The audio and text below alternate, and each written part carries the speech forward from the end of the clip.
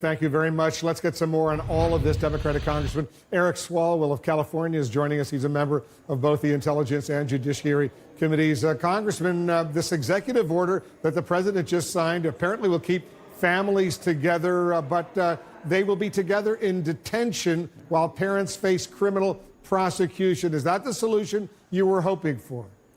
No, Wolf, and good evening. You know, this policy of breaking the bond between parents and children and putting children in cages is inhumane, and the president was right to stop that policy. But let's not give him a medal for starting the fire and then bringing the fire hose. The best thing we can do is to stay loud as American citizens, because I think that's what moved him to do the right thing, but also to make sure that we are not indefinitely detaining families, and that we devote resources so we can adjudicate these asylum cases as quickly as possible, and also that the ports of entry are open, because right now we've heard too many cases of people going to the right channels, to the ports of entry, being denied, and then they have to illegally cross, and then that's used as the reason to separate them. So there's a lot of fixes we need, Wolf. And finally, let's understand the root of these issues, which is that if people are fleeing where they know is home and the language that they know, it's because of the dire circumstances there, and let's make sure that we are working with other countries to address that. The executive order that the president just signed directs the Attorney General of the United States, Jeff Sessions, to modify what's called the Flores Agreement, which bans the federal government from holding children in detention longer than 20 days. Could this lead to children, together with their parents, being detained indefinitely?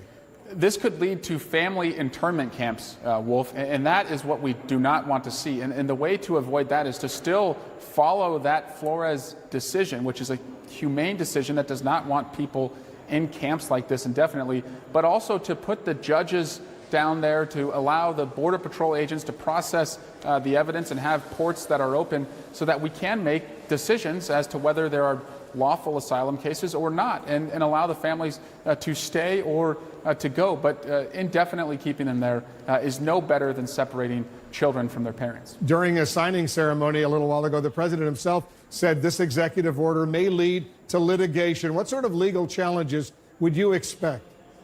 Well, families and human rights groups rightfully are going to protest any detention longer than 20 days. And so if that's what the president is seeking to do, that will be litigated. And the courts have been pretty firm that that is about the longest you should families in an environment like that. Are federal agencies, government agencies, as far as you know, Congressman, now equipped to detain families for extended periods of time?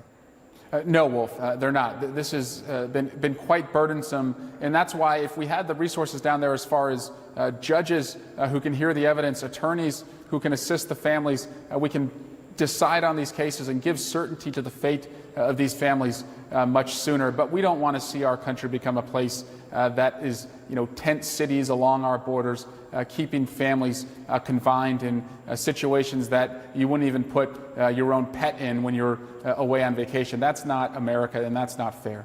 The executive order will not end the Trump administration's so-called zero-tolerance policy. That means the administration will still aim to criminally prosecute 100% of the people crossing the border illegally. What are your concerns about that policy remaining in place? Well, many of these folks, Wolf, are coming through the proper asylum channels. But what if they don't? What if they don't go to a legal border crossing? They just try to sneak across the border illegally.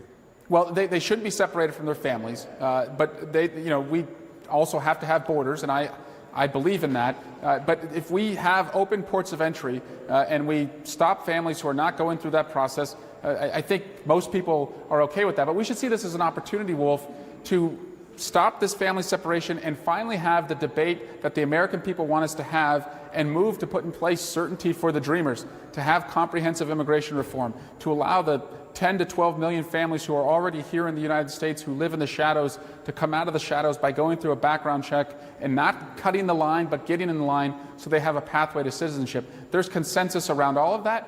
Why don't we start addressing that immediately? But you're calling on the Homeland Security Secretary, Kirstjen Nielsen, to resign over all of this. Explain why.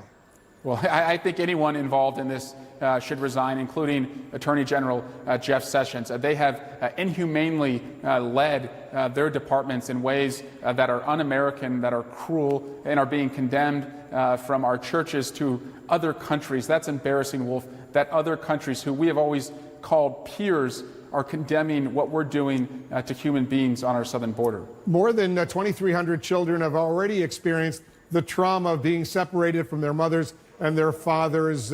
This executive order, and we've read it very carefully, doesn't address what's called family reunification, only prospects going down the road. What needs to happen right now, immediately, to reunite those families?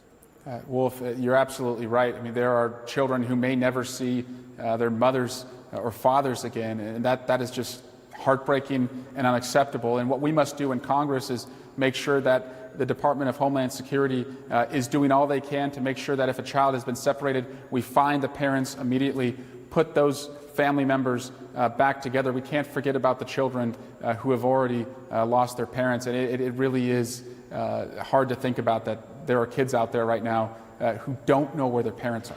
But do you give the president any credit at all for at least changing his mind, changing his position, and allowing the families to stay together from now on? They're not going to be separated. Zero credit, Wolf. He should have done the right thing in the first place. I give him zero credit, and now I'm just concerned, Wolf, that we are going to move to indefinite detention of families at our border, and that we're not going to solve this. Congress now has an opportunity, because the imminency of this has been addressed and fixed, but now we have an opportunity to put long-term immigration policies that have consensus among the American people in place. And we should welcome that opportunity so we don't find ourselves in a situation like this again.